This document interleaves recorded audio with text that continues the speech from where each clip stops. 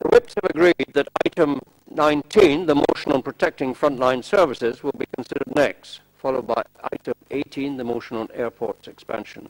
So I now call on Councillor Osborne to formally move and Councillor Hogg to second the motion on protecting frontline services, followed by Councillor Govindia to move and Councillor Cook to second their amendment, which has been circulated in the chamber. Councillor Osborne. Formally move, Mr. Mayor. Second the motion. Thank you.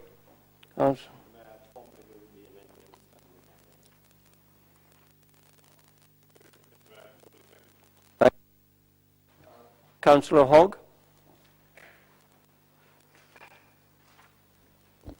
Thank you, Mr. Mayor. Last week, the Wandsworth Guardian published a document leaked by a Tory councillor. It revealed a list of cuts for this year, and it also revealed a town hall empty of ideas and a Tory group running low on energy and on talent. And the big idea now seems to be legal minimum services for legal maximum charges.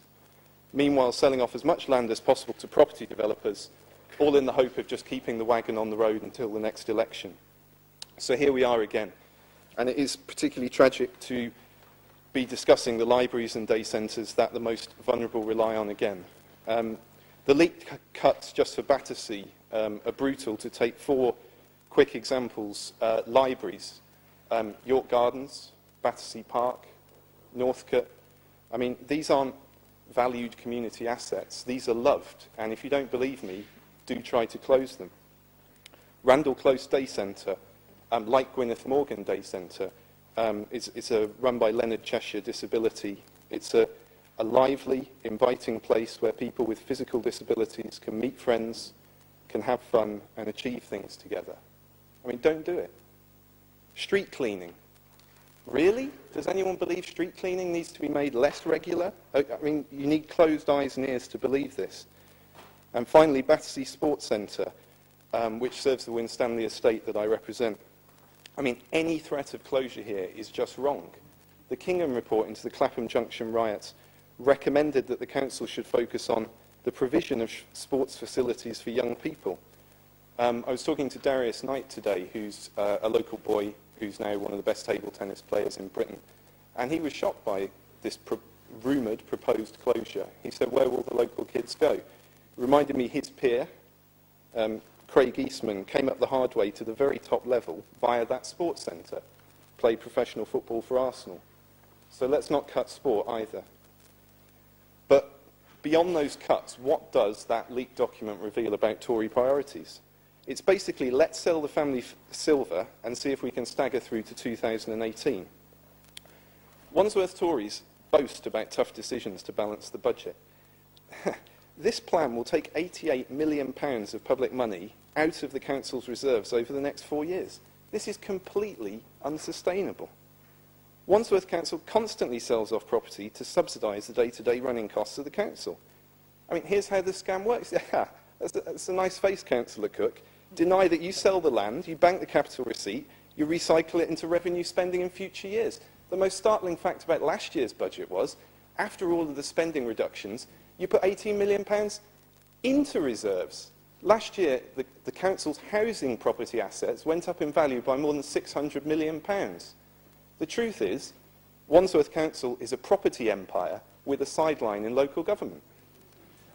And that's why a few heartbeats after each announcement by Councillor Govindia, we expect the property developers to turn up.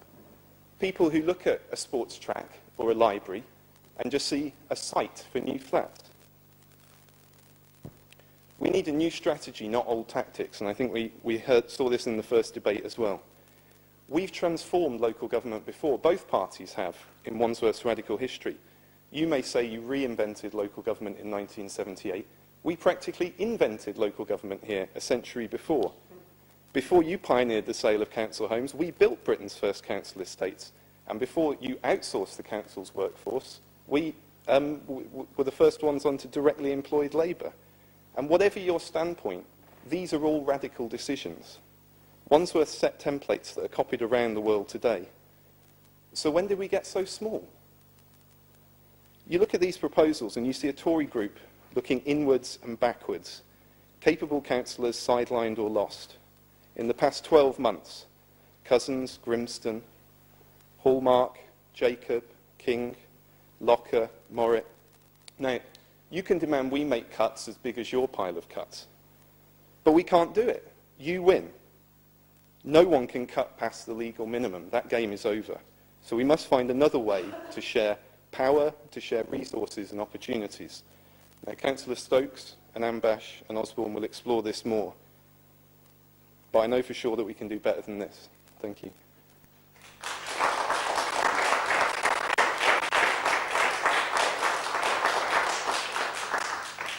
Councillor Cook.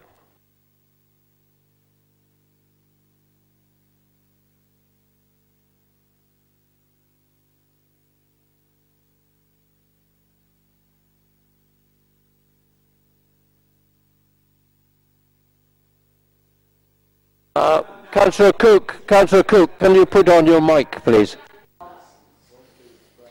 Thank you, Mr. Mayor, for that reminder. I think they can hear me, though.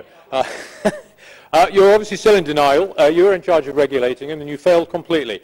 So anyway, moving on. Intervention. Can I just briefly intervene? Mr. Osborne said he was going to get rid of the deficit. It's currently 5.5%. France, we say as a basket case, they have a 4.5% deficit. So no, let's have no more of this that you've magically transformed our things. We're a bigger basket case than France is today.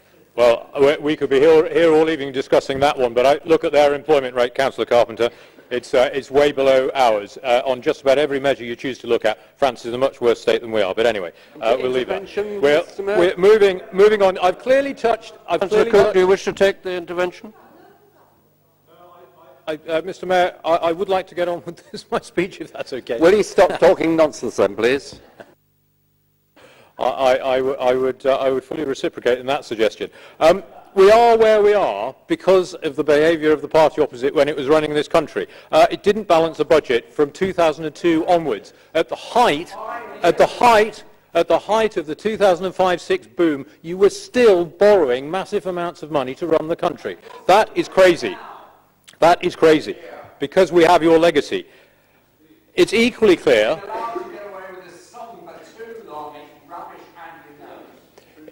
It's true, and you know it's true, Mr. Councillor Belton. But equally clear is that the party opposite would not recognise an organisation that is well run. They just don't know how to do it. It is the most normal thing in the world. It is the most normal thing in the world in any company, any charity, any enterprise bigger than one man and a dog that you constantly re-examine everything you do. And the answer will often be, no, we need it, that's fine, we carry on, as in the case of libraries, which are hugely valued. Sometimes it's, no, we don't need it, we can change the way we do things, graffiti, or you get things rid of things completely because the need has passed. I think it's worth looking at libraries because this is really important, because this is all about innovation and how organisations change to adapt to new challenges. If you look at everything we've done in the last few years, it's been about keeping libraries open. We've bent over backwards to achieve that. We should be judged by our actions. We have changed the way we stock the libraries. We have stripped out layers of senior management, which, given the things you were talking about earlier, you ought to welcome. And above all, we have contracted out one of the first councils in the country to a social enterprise, and they're doing a very, very good job. And all of those measures together have saved us £1.7 million a year. So that, I would say, is the true measure of where this council is going, that we're constantly innovating and we never stop asking questions of things that some people might consider as certainties. There are no certainties. As I said, the Labour Party just simply doesn't understand any of this. I particularly deplore this cynical manoeuvring around libraries and causing alarm to residents and the people who work in our libraries. If you look carefully at that document, the word was consider. Consider. And as I've just said, it is absolutely vital that everything is considered. Decisions are very different from straightforward consideration. I know you don't like it, I know it's not what you want to hear, but that's the way it is. Many of the items listed, as I said, have already gone through, but you haven't chosen to comment on that. I would like to say a little bit more about graffiti, because that's an incredible story. in the last 4 years, we've gone from clearing 54,000 square metres of graffiti in a year down to 16. And I'm delighted to say that racist and offensive graffiti is almost non-existent now. We used to have 20,000 square metres of that a year to clear. So who in their right mind wouldn't review the service? It could not possibly be a good use of taxpayers' money to continue at the same level when we have achieved a fantastic 70% reduction in the problem. And that, for me, is an absolute demonstration of how unrealistic the party opposite is. Just very quickly, the party opposite do remind me of their attitude to police stations was very similar. They said the world was going to end, it's all gone through, everything's fine, things are continuing to get better. It's clearly working. There are numerous other examples of how we've taken on board things which they think are new ideas, but we've already been doing them, we've been doing them for years. Shared services, we're doing that. Joint procurement, Councillor Osborne and Councillor Cooper complained when we last had a big joint procurement with libraries. He said it was wasteful. We've been doing that for years. Staff mutual, we're leading the country in terms of how we're exploring staff mutuals. So I would say in conclusion, Mr. Mayor, that we are a very good example of an organisation that reviews absolutely everything. Nothing is sacred. That doesn't necessarily mean that something gets cut. It could even be reinforced. You never know, but that question must always be asked. I think our residents understand that. They know that is why they have such high-quality services and such a low council tax, and that is how we are going to keep it.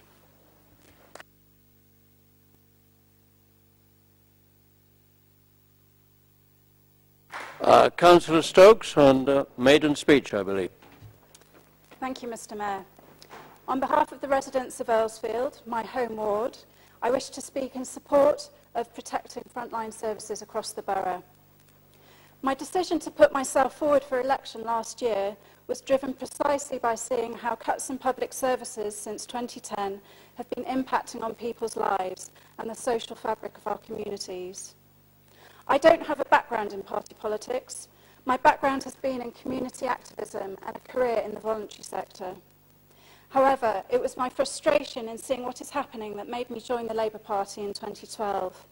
It is for these same reasons that I now stand here as a councillor for my home ward, the first Labour councillor in Earlsfield for 26 years.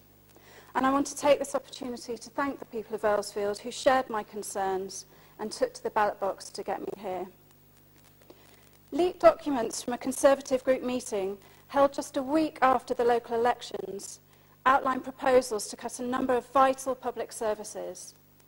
They include closures of the Gwyneth Morgan and Randall Close Day Centres, the Tooting Beck Track and Battersea Leisure Centre, to name a few. The proposed cuts also mention closures of non-town centre libraries. It remains unclear whether specific libraries or indeed all of these libraries could be closed. However, let me make clear just how important they are in forming the lifeblood of our local communities, particularly outside our borough town centres. In Earlsfield, we have a fantastic library. It is home to the Silver Circle Reading Group, the Earlsfield Reminiscences Group, yoga classes, knitting and crochet classes, and baby rhyme time and children's story time sessions, among others. It is a place where residents can come and read the local papers, find out about local events or community services, or find out how they can volunteer in their communities. It is also the place where they can meet their local counsellor at her monthly surgery. Libraries are not just lenders of books, they are places for people to come together, connect, and feel part of their community. They are not services that should be deleted from a balance sheet for financial expediency. Although there remains a lack of clarity over what cuts the Conservative group is actively pursuing, what does come out loud and clear from this debacle is that the Council's current funding model is unsustainable. It cannot keep salami slicing public services, it cannot keep drawing down on reserves, and it cannot keep relying on dwindling central government grants. What the Council can do is assure that any cuts to frontline services are a measure of last, not first resort. It can do this by changing the way it runs itself. It can generate savings by jointly commissioning services with other London boroughs, or combining back office and management functions. One very simple and immediate step it can take is to cut the record-breaking pay packages to its top managers and bring them in line with the rest of the country's workforce. Wandsworth Council's logo proudly claims the brighter borough. However, I cannot see how the Conservative group proposals to cut vital and valued local services offers residents anything but a bleak and uncertain future. I therefore call on fellow councillors to support the motion. Thank you.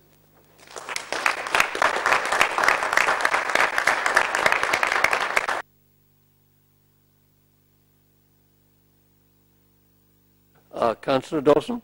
Thank you. Thank you, Mr Mayor. And may I congratulate Councillor Stokes on her maiden speech. I'm sure social media in a hospital in North Island, New Zealand would be agog to realise that she and I are speaking in the same debate. Her sister, my daughter, work in that hospital. However, to return to the debate, not only did the last Labour government mismanage the country's economy, they're still in total denial about it. And even their leader can't remember to mention the deficit in his conference speech.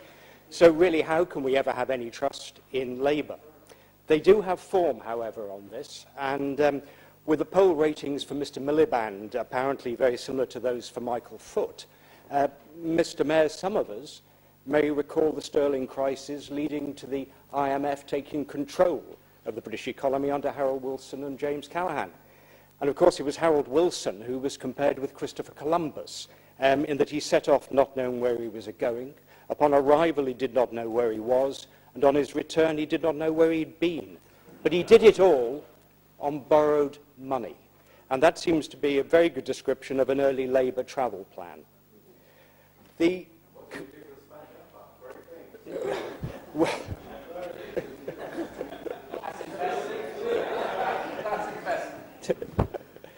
The old ones always are the best, and I still have tried to work out whether Tony Belton was a cabin boy or a junior rating on that ill-fated journey.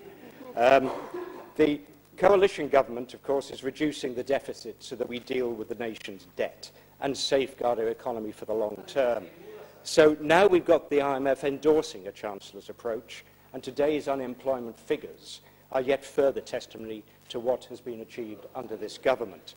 Unemployment is down, youth unemployment is down, long-term youth unemployment is down, and a record number of people are in work. So the Labour motion that we're now being asked to look at, of course, recycles some of the suggestions from their election campaign a few months ago, when their Labour Commission was decisively rejected by the electorate. So I would just like to inject some facts and reality into the debate about senior management pay and the delivery of services. Simplistic demands for pay cut by Labour, as usual, totally missed the point. Between 2010 and 14, the number of Hay Band officers, our chief officers in Wandsworth, has reduced from 44 to 27, and the pay bill for that group has reduced by over £1 million. So the proposals also in the GP report that we consider later this evening will further bear down on pay costs, as salary scales for our senior officers are realigned to the London public sector and not-for-profit sector. So they really should get the story straight. And as a council, we have very high expectations of our officers, particularly our chief officers, which is why this evening I want to repeat my particular thanks to the council's senior officers for the way in which they've risen to the challenges of reducing their numbers and take on additional responsibilities. All our departments are being affected by service reviews, resulting in the merging of departments, market testing of services, the establishment of staff mutuals, and joint working with other local authorities. Value for taxpayers' money and quality services remain the hallmark of Wandsworth Conservatives and will continue to do so. That is why I was more than reassured by the outcome of an independent test of assurance that has been undertaken into the new Department for Education and Social Services. And that report commented that the evidence gathered showed unequivocally that Wandsworth has taken a thoughtful and well-planned approach to combining previously separate services, and he commended Wandsworth's leadership and management as being high-performing. And that really is the Wandsworth way. So finally, Mr Mayor, I could commend Councillor Cook on many things, but in particular this evening for his comments about the library service. endorsed by a rather unusual supporter, perhaps, Richard Morrison in the Times, talking about library closures and recommending that people should look at the example of Wandsworth and going with Greenwich Leisure. And indeed, in the ward that I'm privileged to represent, GLL are now looking at the opportunity to establish a base for a community bookshop in Northcote Books, in Northcote Library, and also looking at further facilities for people who work from home. As Councillor Cook rightly said, imagination and innovation will secure the future of our libraries.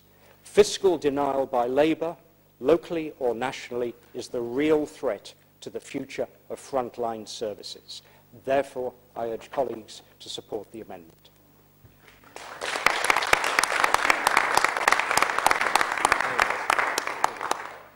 Thank you, Councillor Dawson.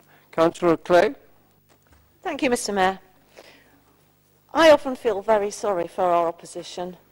They must be terribly irritated by how successful Wandsworth is. Newspapers and websites tell us excitedly how people want to come and live here, how friendly it is, how we've got great transport connections, well-maintained green spaces, clean and safe streets, and, of course, a very attractive low council tax. It must be particularly annoying for them that this Conservative-run council has succeeded in transforming our borough over the last 36 years. Arthur Smith, the comedian, our self-appointed resident nightmare, you don't need to know what that means, Mr. Mayor, you're the day mayor, describes Wandsworth when he moved here in the early 1980s. The Conservatives had recently taken control and were battling with the legacy of 10 years of Labour mismanagement. Arthur tells us that Wandsworth was an ordinary, grubby bit of inner city. Wandsworth town centre was the Arndale and the one-way system. The rest of the borough was a joke. Battersea, Putney and Earlsfield were laughably dull backwaters. Tooting, which already sounds silly, was the setting for Citizen Smith, a sitcom starring Robert Lindsay as a self-deluded, unemployed revolutionary.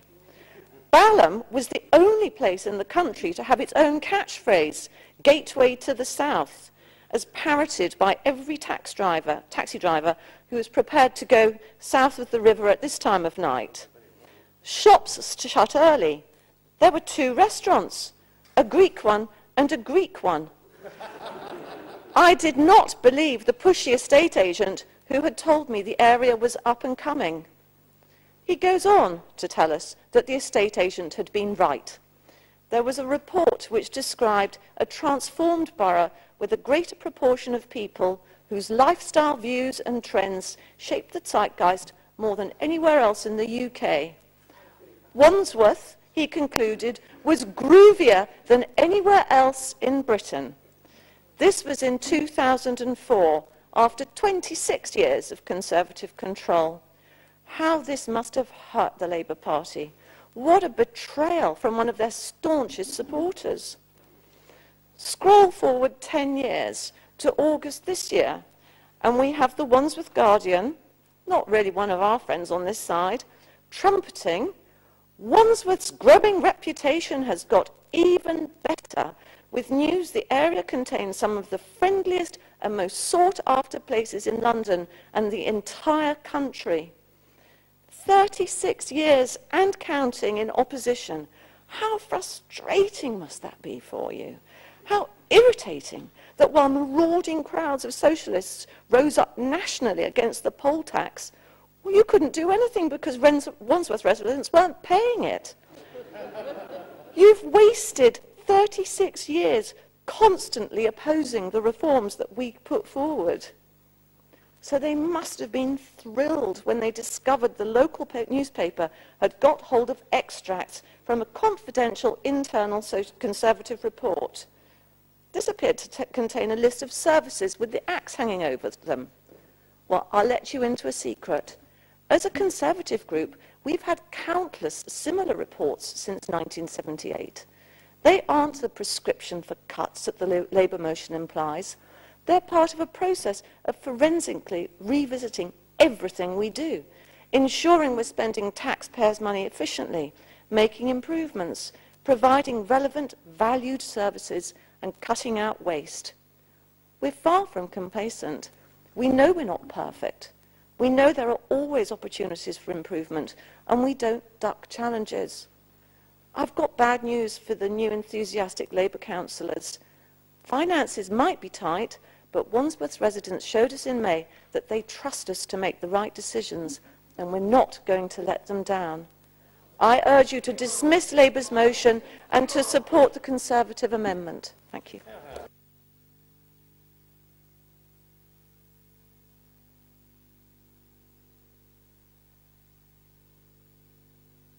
Thank you, Councillor. Councillor Ambash, and I believe a maiden speech. Mr Mayor, fellow councillors, it's an honour to represent the people living in Roehampton and Putney Heath ward. I'm pleased to follow in the footsteps of our former councillors, Jenny Nichols and Adrian Knowles, who are well known and respected for their work in Roehampton and Putney Heath. Residents still say that Adrian, I should say Councillor Knowles of course, had an inspiring year as Mayor. I'm delighted to be part of the hard-working Labour team with Councillors Sue McKinney and Peter Carpenter. Roehampton has a very interesting history. In 1497 there were just 14 houses in Roehampton, in the hamlet of Roehampton on the fringes of Putney Parish, as it was called. Now we are on the fringes of Wandsworth Borough. Even though many people feel that we're on the fringes of the borough and that we may be left out, we are not yet planning a referendum to break away from Wandsworth. But there are strong arguments for decentralisation and devolution from the town hall to the ward. Mr Mayor, there is a history in my ward of caring for older people and looking after them in need. The former Prime Minister in the 1800s, William Pitt, spent his last days in the ward, and Lord Hailsham, former Lord Chancellor, died there in 2001. Of more recent historical interest, the slab blocks on the Alton estate, they were designed by the famous architect Le Corbusier and built right by the LCC in the 1950s.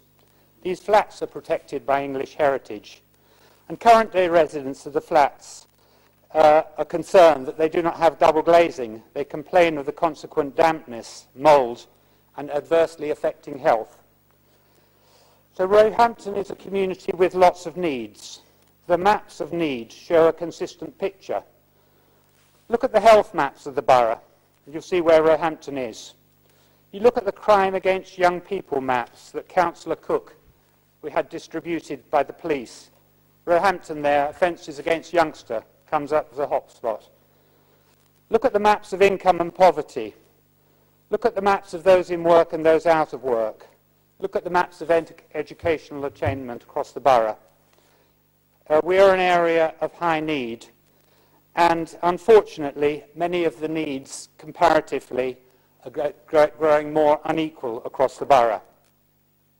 That's why we need good council services, and indeed we need regeneration. There are also many, many inspiring people living in Roehampton, in our community, who are leaders and champions.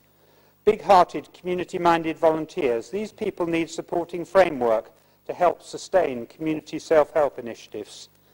At present, these initiatives provide extended childcare, extended education, arts, culture, mental health, mutual support groups, older people support groups, patient groups, and many more. We need the many voluntary and community initiatives to prosper and not to fold when people retire or withdraw. Now a few details about the essential council services that support the community that are at risk of closure. Well, what about libraries first? Would you close the Roehampton Library when you're planning to build a Library Plus in the council's regeneration plan? Why waste time considering this if you don't intend it? What about school nursing? Early intervention works. School nurses help promote good eating and healthy lifestyles. Childhood obesity is a growing problem and is having huge knock-on implications for the NHS. Why waste time considering this if you don't intend to cut it? What about day centres? Our diminishing number of day centres provide care for the most frail and those with dementia. Daycare prevents people being admitted to hospital and readmissions. This is exactly what the Tory-led government is doing with the new Better Care Fund, and it's seeking to achieve, reduce hospital admissions and readmissions. Why waste time considering this if you don't intend to cut it? And lastly, dog control, graffiti and street cleaning. They are vital to maintain our local environment. Councillor Jane Cooper has led us ward councillors in estate inspections, and she and we have been playing a strong role in getting environmental mess cleared up. So why waste time in considering this if you don't intend to cut it? These are important services for the people living in the hamlet of Roehampton to protect the essential council services. Our services impact on areas like Roehampton more so than more affluent areas. Please support the people of Roehampton living on the fringes of Wandsworth. Please vote against the amendment and for the original motion. Thank you.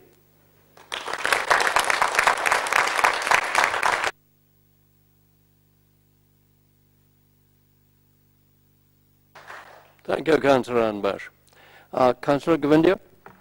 Thank you, Mr. Mayor. Can I firstly congratulate Councillor Stokes and Councillor Ambush for their maiden speeches. Can I also just address a couple of lines to Councillor Ambush in talking about Roehampton? Well, you know, a number of things that you talk about Roehampton are understood on this side and well understood on this side, which is exactly why the regeneration proposals previously stillborn have been revived, expanded on. And in fact, the regeneration has been expanded to move away from just simply bricks and mortar solutions to some of the problems, but also to engage with people and create a good life outcomes for them. And we recognize the problems, and we are working on a solution, and with your support, I'm sure we will be able to deliver that. Mr. Mayor, for the rest of my speech, I thought I'd really read it out as written, because I don't want to be at risk of forgetting important bits. Party opposite knows that there is a deficit, but that's all they know, and their motion says it. In the last 4 years, since they've come up with no proposals to address the deficit, and each time we've come up with proposals, they've pretty much abstained or voted against. This motion seeks to capitalize on an opportunity of a leaked document to debate financial prudence. Remember last time when prudence made an appearance in matters financial? That's when I believe our rot started, and now we are having to deal with that rot. Let's give the benefit of doubt to the opposition for the 4 measures they suggest in their motion as a way of addressing the deficit, and ask yourself whether that makes a strategy. I guess you will find out whether it does or not. We need to save just over £48 million in the next 2 years, and that is after what the Director of Finance paper said, assumption of a 2% increase in council tax for each of the next 2 years. So to tackle this £48 million deficit, they suggest further cuts to the performance-related pay and senior officer pay. So let's look at that. Moving senior officer pay to a median quartile would save us £250,000, way short of 48 million that we need. So let's assume that we cut the entirety of the PRP budget. Well, that saves us £3 million, again, well short of 48 that we need. And of course, the motion doesn't at all attempt to address the difficulties of achieving this outcome. I ask, when was the last time they or anyone here volunteered to take a pay cut? I suspect never. And if they haven't, why do they assume that the council staff will be queuing to take a pay cut? I believe they do that because they live in the land of unicorns and rainbows. Now let's look at the staff mutual. From start to finish, the process of setting up a staff mutual takes minimum of 18 months. 6 months short of the 2 years in which we have to find £48 million. And how many staff mutuals does one need to save £48 million? They haven't got a clue. Look at joint procurement. Maybe that's an elixir. Well, whilst joint procurement has a role to play, it cannot be magicked overnight. Serious joint procurement would take 18 months or more, and we have only 2 years in which to deliver the savings. I'm afraid the opposition's back in the world of unicorns and rainbows. And what about shared services? Mr. Mayor, that too can't happen overnight. Members will remember how long it took for Camden and us to do a joint shared service on a simple thing as pensions administration. Of course, all these ideas have a contribution to make, but the question is, is that an adequate answer for the challenge we face?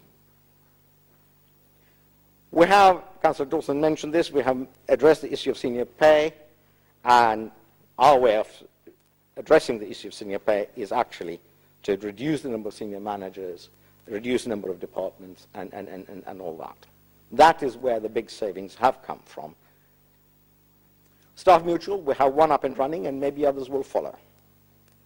Paper 14517, which sets out the timetable for the finance transaction service framework, is part of a preparation for shared services. Now, the paper sets the timetable, how long it will take us from start to finish. 2 years to get that going before we are in a position to go with other boroughs to do shared services. Our approach and their approach contrast that. Ours is diligent, thorough, and robust, and most importantly, it's realistic. And theirs, I'm afraid, it's kind of unicorns and rainbows again. Finally, Mr. Mayor, the simple fact about looking for savings is that the sooner you deliver them, the easier it is to meet the target. The later you deliver them, the larger the target becomes. So time is critical in doing this. As for their magic charms and spells, it's all a little too late. They have no idea whether they will work or whether the frog will turn into a toad. To rely on their solution is a road to disaster. I urge members to reject their motion and support the motion in my name and Councillor Cook's.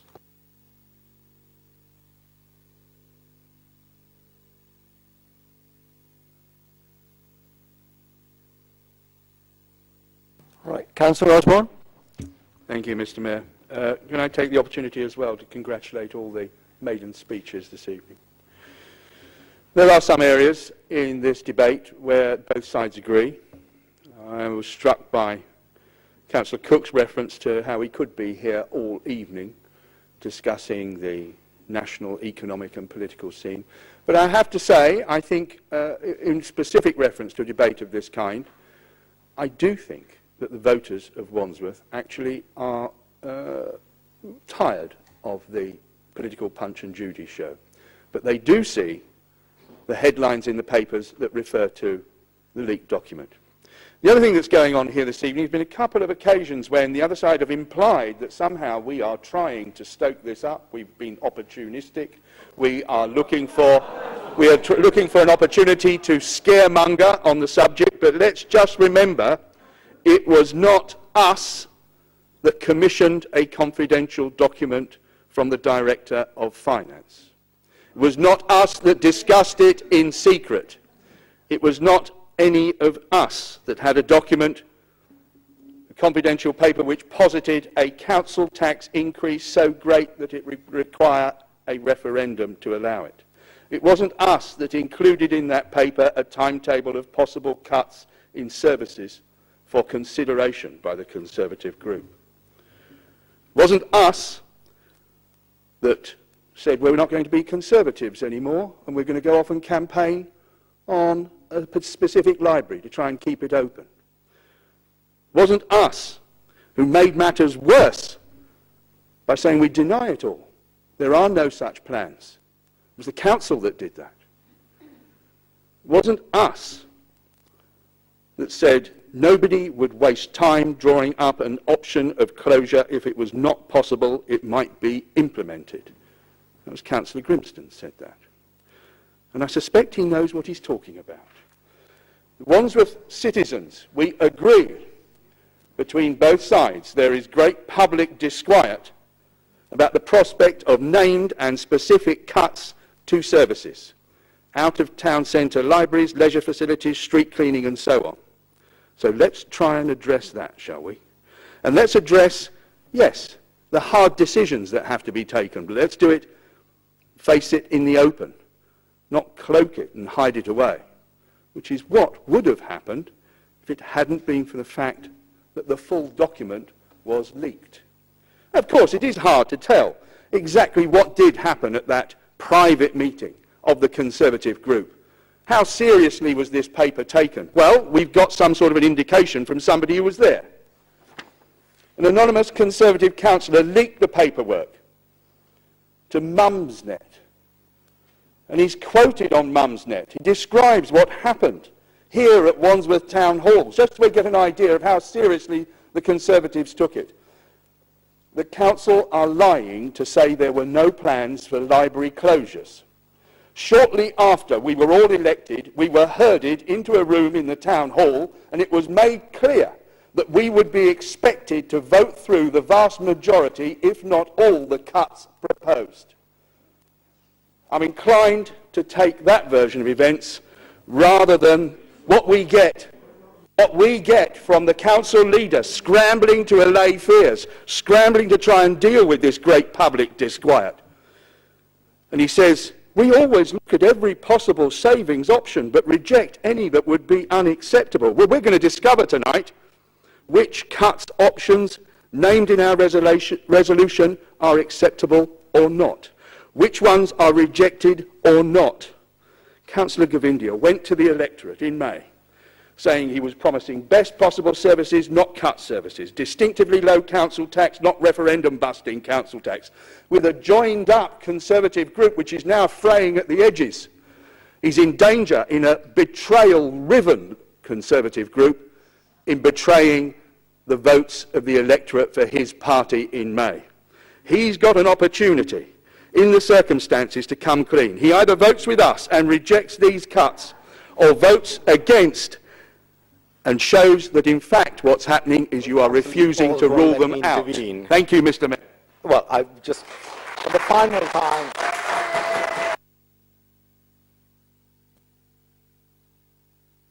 final time, I said to Councillor Osborne, unicorn and rainbows.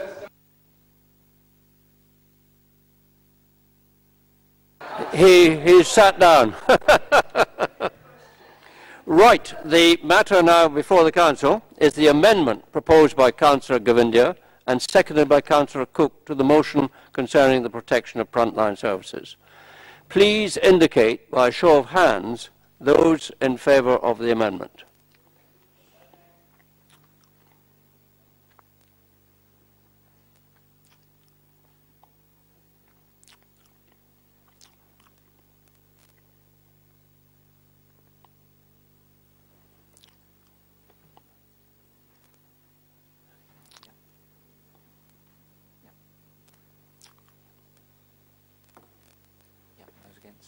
And those against.